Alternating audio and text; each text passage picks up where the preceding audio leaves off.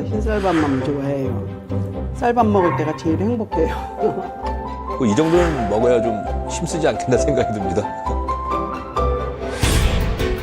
흰밥이라는 것은 통 곡류를 이렇게 부드럽고 소화되게 정제한 거기 때문에 영양소가 거의 깎여 나갔다고 보시면 됩니다.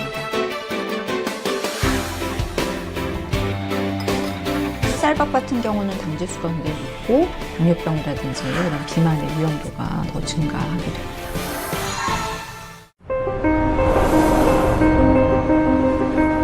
쌀은 신이 내려준 축복의 선물이다. 있을 땐 모르지만 사라지면 치명적인 그것. 바로 공기와 같고 물과 같고 사람과 같은 것이다. 자연의 이치를 깨닫고 더불어 사는 지혜를 가르쳐주는 양식인 쌀. 쌀알 한 톨의 무게는 겨우 0.02g이지만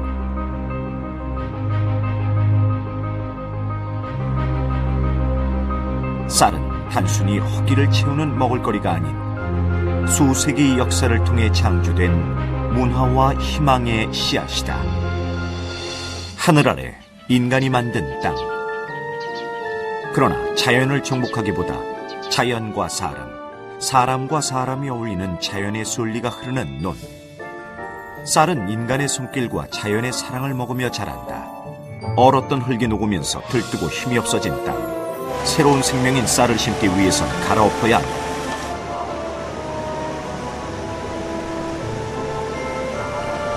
(0.02g) 쌀의 새로운 생명이 시작되는 이곳.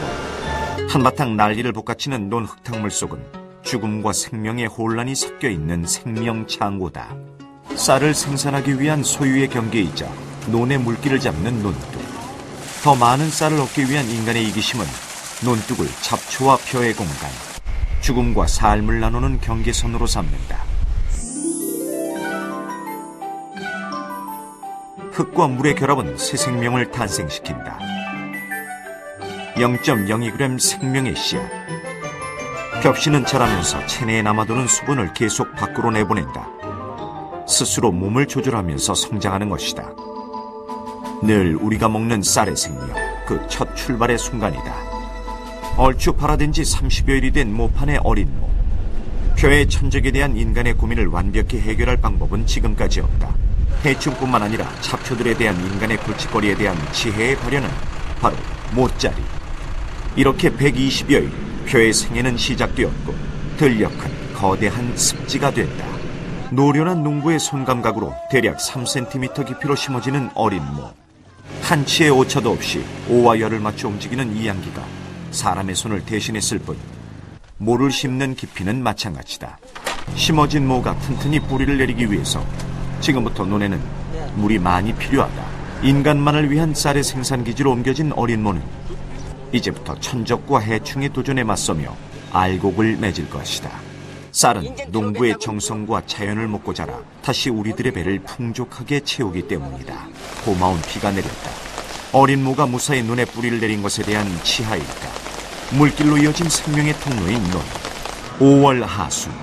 0.02g 쌀 한 톨을 얻기 위해 88번 농부의 손길이 가야 한다는 것은 옛날. 요즘은 그 자리를 우렁이가 대신하고 있다. 인간의 간섭을 최소화하면서 생산력을 높이는 유기농법을 이용하면서 끊어졌던 생태계의 고리들이 스스로 연결되고 사람은 건강한 먹을거리를 얻는 일석이조의 효과를 보고 있다. 햇살을 받아 성장하고 달빛 속에선 속살을 채우는 벼는 살아있는 생명들을 부르며 늘 깨어있다.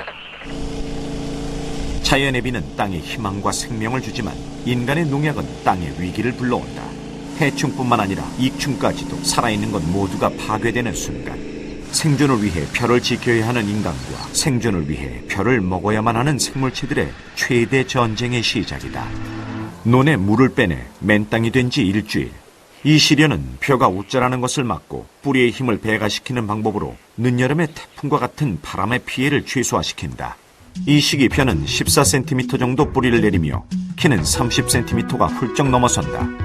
뿌리가 논에 안착된 후 생장 시기에 물이 없는 환경을 만들면 단시간에 뿌리의 생장 속도를 배가시키며 길이 생장은 최소화된다. 그런 후 비료를 살포하면 퍼진 뿌리로 흡수한 질소의 영양 성분이 광합성의 효과를 극대화시켜 벼의 나달 생성에 도움이 된다. 그러나 논, 물속에 사는 생명체들에겐 절체절명, 위기의 순간이다. 논에선 크고 작은 생명들의 홍역이 치러진다. 가까스로 찾은 물웅덩이는 긴 꼬리 투구새우의 오아시스. 목숨을 부지하기 위한 피난처는 바로 논둑과 둔벙.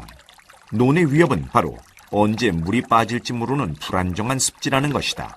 벼농사가 시작된 이후로 사람들은 똑같은 땅이라도 더 많은 쌀을 얻기 위해 가축을 끌어들이고 농약과 기계를 쓰면서 수많은 지혜를 짜냈다.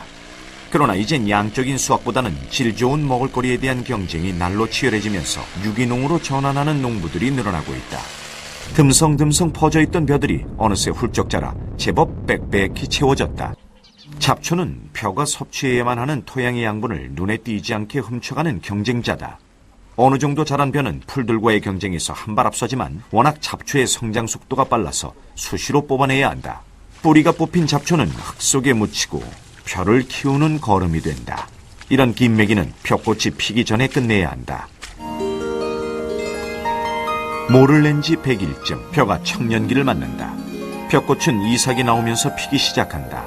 겉뼈가 벌어지면 수술이 머리를 내밀고 꽃가루가 암술머리에 떨어져 가루바지가 된다. 개화와 동시에 이루어지는 자가 수분이다. 벼꽃은 예쁘지 않지만 일용할 양식을 제공하기 때문에 벼꽃이 필 때는 농부도 함부로 눈에 들어가질 않는다. 벼를 키우는 건 따뜻한 햇살만은 아니다. 때론 거센 바람이 강인함을 키우기도 한다. 물이 오른 벼는 마음을 풍족하게 한다. 흙과 물, 농부의 땀이 키워낸 결실이 가을 들녘을 물들인다. 0.02g, 벽시 하나는 620여 개의 나달을 만들고 고개를 숙인다. 모내기를 한 지 4개월, 논은 풍요로움이 넘친다. 서로 사랑하고 함께했던 120여일의 여정 속에서 서로가 서로의 배를 불린다. 120여일 동안 하늘과 땅, 비와 바람, 해와 달이 쌀과 함께했다. 0.02g의 생명은 공생과 어울림이었다. 100세 시대를 맞아 웰빙의 중요성이 더 높아졌습니다. 우리가 매일 먹는 밥. 밥이란 무엇일까요? 밥은 여러 곡물의 알곡을 통째로 익힌 음식을 일컫는 말입니다. 한반도의 대중이 먹었던 밥은 쌀밥이 아니라 소위 잡곡밥이었습니다. 예로부터 밥은 우리의 주식임이 틀림없습니다. 현미나 백미는 익숙하시죠?